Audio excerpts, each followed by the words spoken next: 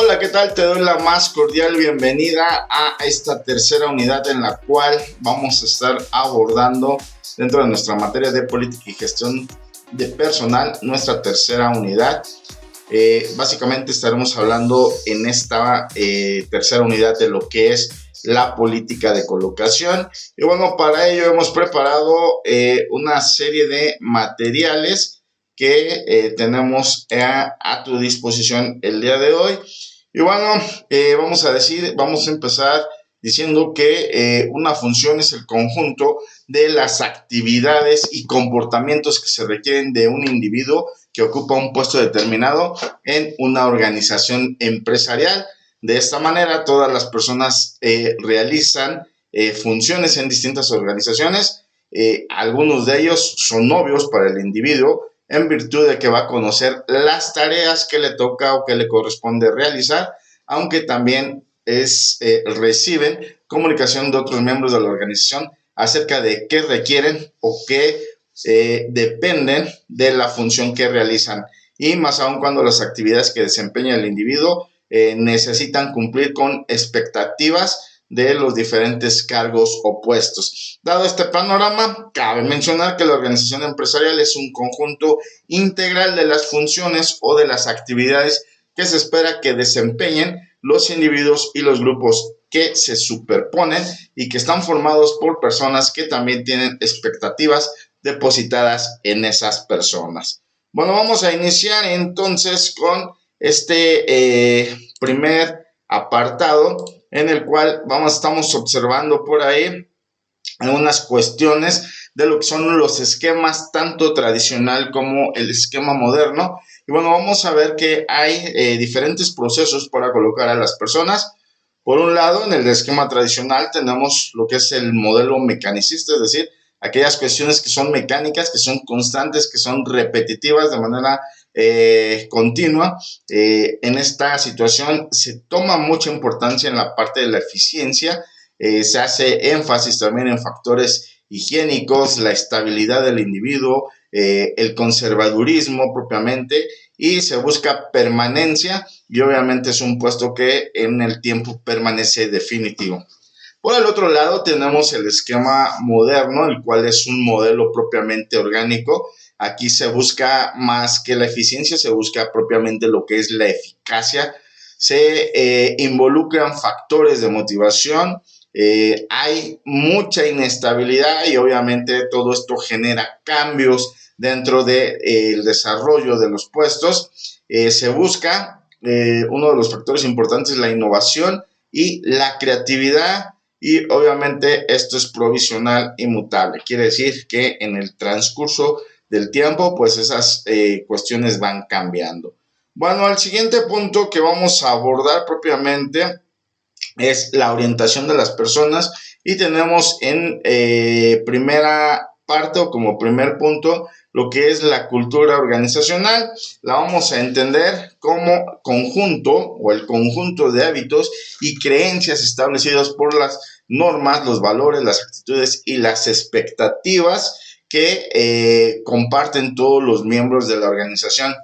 Constituye entonces la manera institucionalizada de pensar y actuar que existe dentro de la organización. La esencia de la cultura de una compañía encuentra una expresión en la forma en que hace sus negocios, cómo trata a sus clientes y a los trabajadores, así como el grado de autonomía o libertad que existe dentro de las unidades o despachos, el grado de lealtad que tienen los trabajadores, es decir, aquella lealtad que sienten por la empresa. Y bueno, la cultura organizacional representa las percepciones de los dirigentes y los colaboradores de la organización. Asimismo, refleja la mentalidad que predomina dentro de ella.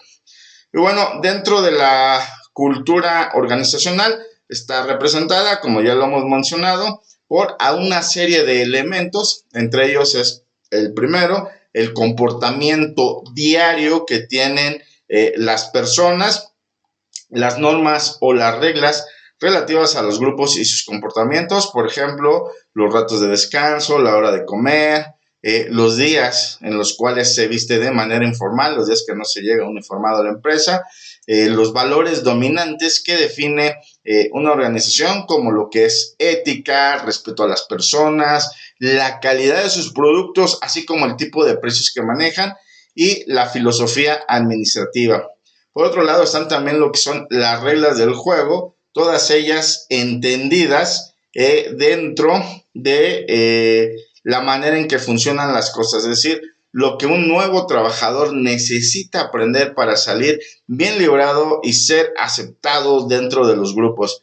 Y finalmente lo que es el clima de la organización o los sentimientos de las personas y la forma en que interactúan entre sí con los clientes o con los elementos externos.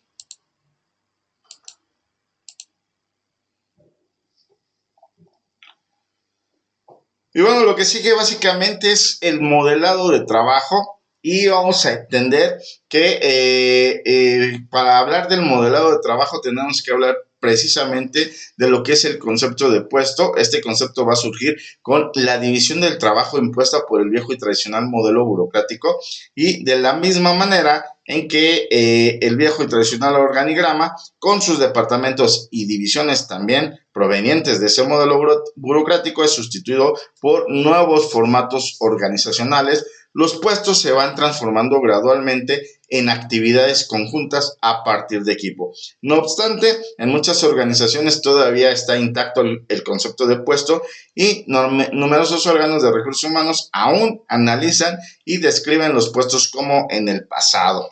Y bueno, entonces, como nos dice aquí en la diapositiva, pues las personas trabajan en las organizaciones, desempeñan un trabajo determinado y en general, cuando se pretende saber qué hace una persona en la organización, se pregunta cuál es el puesto que desempeña y así sabemos lo que hace en la organización y tenemos una idea de importancia del nivel que ocupa dentro de la jerarquía. Podemos ver en nuestra imagen, en la imagen de nuestra diapositiva, que en el puesto nos va a dar los niveles jerárquicos, es decir, dentro del puesto, qué responsabilidades se tienen, a quién se le van a rendir cuentas, quiénes son los homólogos en cuestiones de responsabilidades y quiénes están bajo la autoridad de ese puesto, ¿verdad? Entonces, por eso la importancia también en un punto dado de conocer esta parte del organigrama y saber en qué posición estamos, porque así sabemos a quién se le tiene que rendir cuentas y quiénes dependen de nosotros o quiénes nos tienen que rendir cuentas a nosotros. Bueno, tenemos por el otro lado ya propiamente lo que es el diseño de puestos y bueno, esto es un proceso de organizar el trabajo en razón de las tareas necesarias para desempeñar el puesto específico. Incluye además lo que es el contenido del puesto, lo que son las calificaciones del ocupante y las recompensas por cada uno de los puestos, el propósito de satisfacer las necesidades de los empleados y de la organización. Es la información que se utiliza para estructurar y modificar los elementos, los deberes y las tareas de determinados puestos y también es la organización de las tareas y las actividades repetitivas de un puesto, así como las calificaciones que necesita el ocupante, su posición en la organización de trabajo como un todo.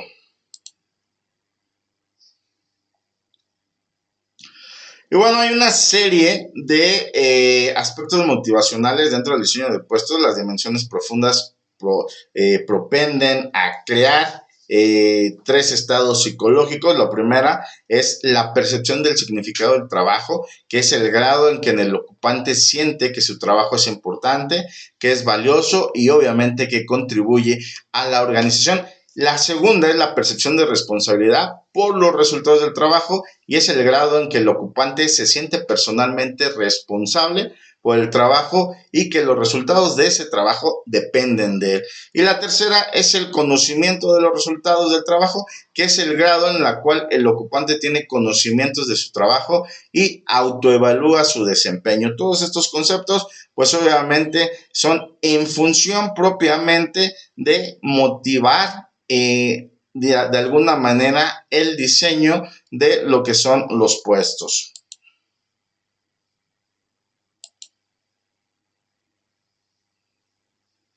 Y Y bueno, por el otro lado tenemos ya lo que es el concepto de descripción de los puestos, que básicamente se trata de describir un puesto, de relacionar lo que hace el ocupante, cómo lo hace, en qué condiciones y por qué lo hace, ¿verdad?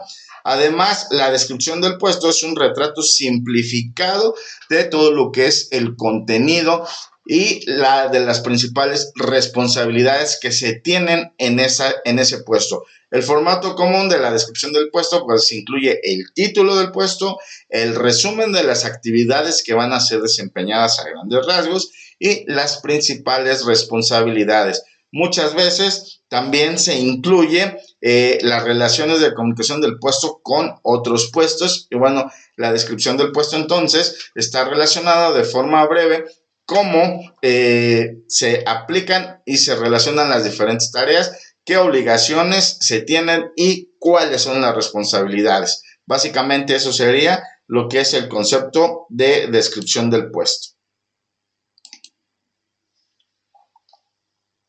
Y bueno, de ahí ya viene básicamente un análisis de lo que sean los puestos. Analizar el puesto, pues básicamente significa detallar lo que se exige de los ocupantes en términos de conocimientos, de las habilidades que se requieren, las capacidades, todo ello para que se pueda desempeñar de manera correcta dentro del puesto. El análisis se hace a partir de la descripción del puesto y aunque hay una relación estrecha, la diferencia radica en que la descripción se enfoca en el contenido del puesto y el análisis busca determinar cuáles son los requisitos físicos y mentales que el ocupante debe cumplir para realizar las responsabilidades que el puesto le impone, así como las condiciones que debe desempeñar dentro del trabajo.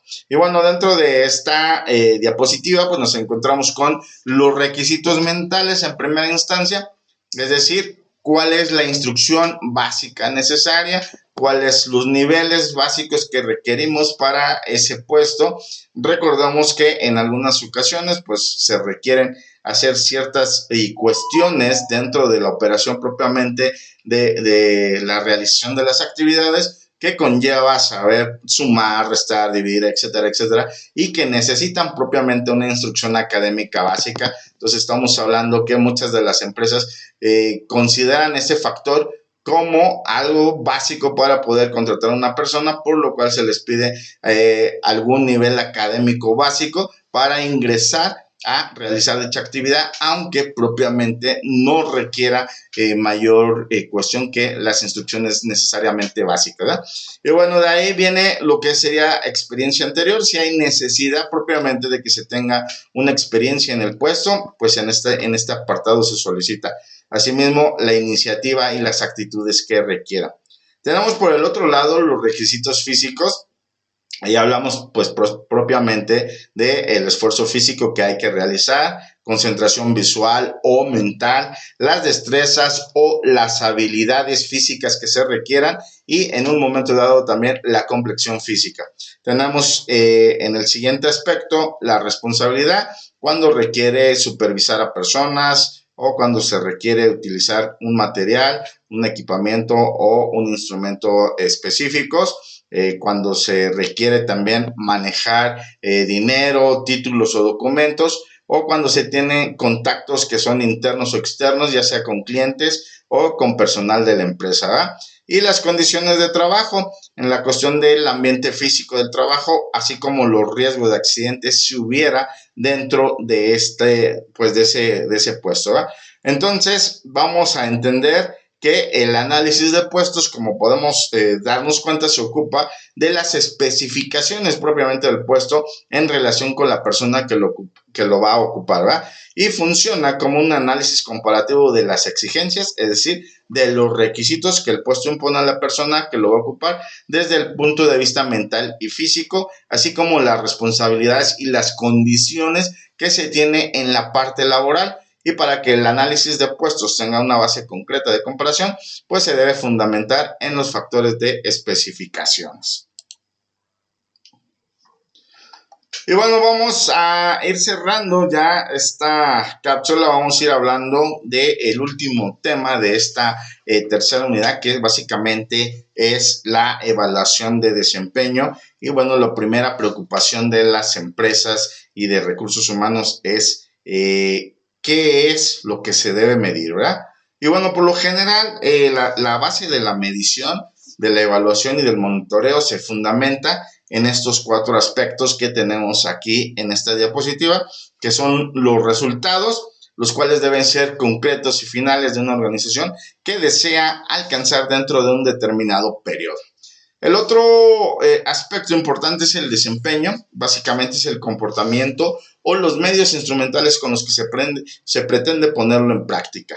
Tenemos las competencias, que son las habilidades individuales que aportan o agregan las personas. Asimismo, tenemos lo que son los factores críticos, los cuales suponen para el éxito aspectos fundamentales para tener éxito en el desempeño y en sus resultados, ¿verdad? Y bueno, en este sentido, muchas organizaciones cuentan con distintos sistemas de evaluación para poder medir resultados financieros, costos de producción, la cantidad y la calidad de bienes producidos, así como el desempeño individual de los colaboradores y de la satisfacción de los clientes.